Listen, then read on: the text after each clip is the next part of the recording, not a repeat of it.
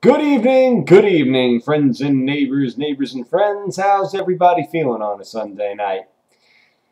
Yeah, tonight in the written blog, I spoke about boundaries.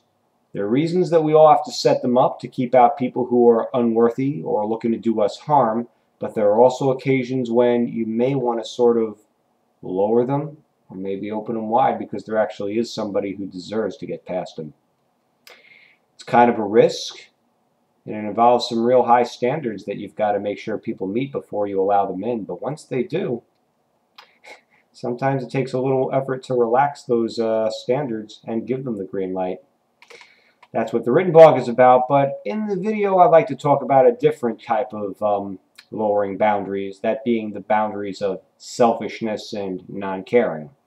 Today, a friend of mine in upstate New York broke those boundaries in a hot second because on the highway, he found a father of 4 children who was involved in a serious auto accident while everybody else was coming out of the vehicles, taking their children to just look like, ooh, what happened?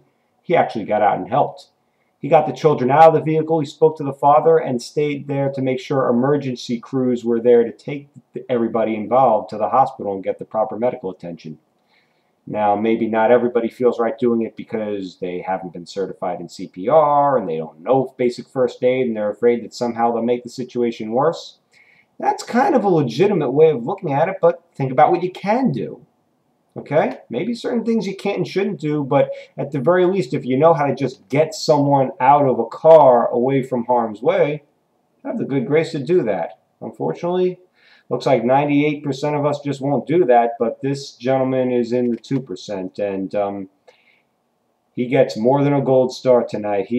That's above and beyond. That deserves a lot of respect right there. So that's all I've got for tonight. Have a good week, everybody.